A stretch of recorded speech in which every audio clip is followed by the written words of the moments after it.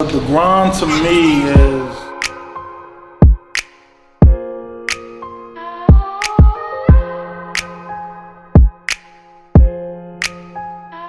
I watch niggas change on me like clothes. I feel like a mannequin. is if everybody that knew you like brought a CD or something from you, that would really be enough sales to last you a week. So if you really want to survive as an artist and be successful, you're gonna need people outside of who you know. So you might as well start off promoting to them from the start. Right. You know what I mean, it's just the like, okay, yeah, local support and all that do help, but it's still not gonna get you to where you want to go. Jason Howard, M37 Management, Next Level Sounds, Marketing, Promotion, and Distribution. Also, Spotlight Studios, Atlanta. I'm going in the trenches, they made a man now. All y'all niggas be snitching, they talking fair problem. I had to ride with the stencils, niggas want me dead problem. I was out sliding, chillin', killers, they smoking on dead bodies. The struggle. That should've made me a monster. Skipping them classes, I'm tryna just send me a bundle. I was out trapping with hustlers. Steady keep grinding, ain't asking a nigga for nothing. My influences of being an entrepreneur were a few of my uncles. I've had uncles that own car washes. My brother owned real estate early on in his life. Early on, that was one of the main things I wanted to do, was own real estate. Build up a little empire that way. And my grandfather never worked for anybody in his life. He died owning 10 acres of land and just created his own way every day with a middle school education.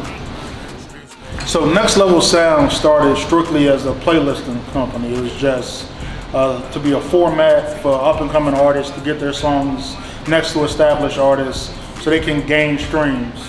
You have a future song somebody's listening to, a song from an up and coming artist is right next to that. You finish listening to the future song, maybe you give the next song that you hear a chance, and maybe you become a fan of that artist and keep listening. As I got into that world of being a playlist curator, talking to other curators that was doing it way longer than me, I realized that I could really build a network of curators to really push and promote music hard, and that's what led into the distribution. And that's where things really started to take off. 1.3 million streams in 2020. Then being able to really distribute artists on a large scale, or what I consider large, led me to want to do the management side, which was starting M37, because I had the distribution side, and the management side just allowed me to kind of guide and direct artists to other opportunities other than just streaming.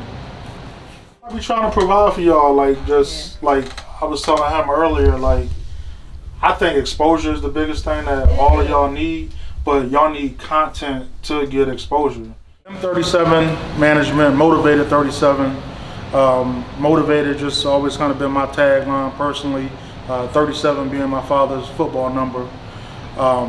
That started as the management branch of the company. So M37 became the way that I could kind of organize everything from an exposure standpoint for an artist. So I was hanging around artists in Atlanta, and I noticed they're doing the club thing, going out, but that's not going to gain you the exposure that you need to really make a difference. You can get your song played in front of 100 people that's at the club. Half the people not really going to be paying attention to your song, and once they leave the club that night, they really might not know anything about you in order to continue and follow you. With as digital as the game has gone, I felt like the internet was the best approach at an artist gaining a real fan base. So I just thought with M37 Management, I can kind of help artists build more of a digital presence in this day and age. Yeah, the event we had Friday was from Sleep Boy. It was a real nice performance. He went on last and killed the stage, man.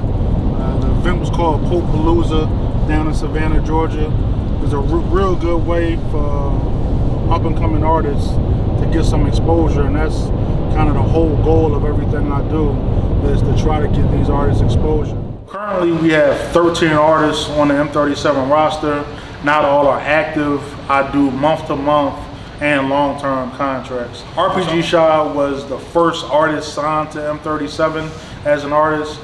His song Wipeout. There's a wipeout.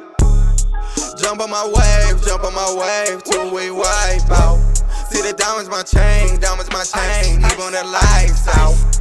Jump on my wave till we wipe out. It was the second release by Next Level Sounds, but he had the first video that Next Level Sound released.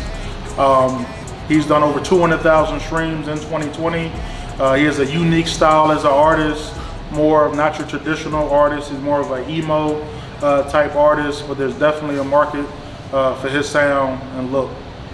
Sleep Boy Got It is an artist from Miami that recently relocated to Atlanta. Has 2 songs that's in heavy rotation in the clubs. Currently, the Stripper for the Night. You could be my stripper for the night. Money tall, babe. Hope you're scared of heights. You got a man home. Oh, that's nice. Fuck with me. And Crazy as Fuck. He also has another song that we just shot visuals for called What's the Problem? Niggas that hate me gon' see what the problem. I fucked down left, I don't see what the problem. Niggas want smoke, I don't see what the problem. She love with design, I don't see what the problem. That my little bitch, I don't see what the problem. Off of his debut release EP called Crazy AF, Crazy as Fuck. That project, the 4th quarter of 2020, did 100,000. I'm feeling big, yeah. I'm feeling great. Get what I did, yeah. Spend me some cake. I ain't playing no games today. For you niggas. Been a lot of ups and downs in the first year of business. Just learning the ropes, learning what I'm doing, learning what to do, not to do. There's no manual for this. I wasn't following anybody's blueprint. I learned everything on my own. Shout out to YouTube University. I mean, they teach you a lot, and it's just been a learning process. The toughest thing for me has been not to try to do too much too fast. I think I jumped into distribution before I should have, before I was really financially ready as a company. But luckily, I had enough sales to support that, because it's tough really trying to push a song to a major audience, to a few 100,000, 1 million people like we did. Just from making this a side hustle into a business, it's all about mindset. Side hustles, you just work whenever you want the extra money.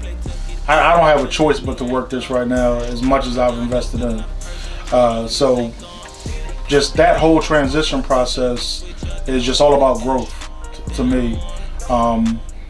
Everybody wants extra money, and that's cool, but that's a lot different than investing thousands of dollars of your own money into something that you might not see an immediate return from.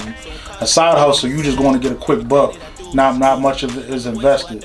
But if you want to own a business, you have to understand the short and long term commitments that you're going to have to make. Any advice I would have for any new entrepreneurs, I would say study what you want to do before you actually get into it. Before you put your money up and invest your time, just go ahead and do your due diligence, really research, and make sure that that's what you want to do. Because you really have to have a passion and be really knowledgeable about what you're doing.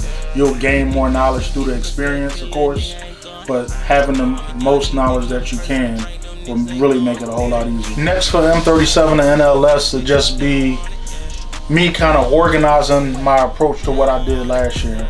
We were able to have a lot of success from the beginning, but I was really unorganized, man. I wasn't getting back to some customers that was sending emails for 2 days. It's hard answering DMs. I'm a bit more regimented now. I wake up, get all my social media posts out the way, check my emails. I'm a lot more diligent in my approach, and I think I'll gain a lot more business that way and waste a lot less time. The grind to me is your daily consistency.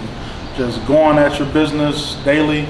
There are gonna be days that you don't feel like doing it. I think just coming from the work world and the 9 to 5, there's days you can half-ass it, but owning your own business, those are opportunities that you're never gonna get back. So the grind is just going hard every day. It's 24/7, 365.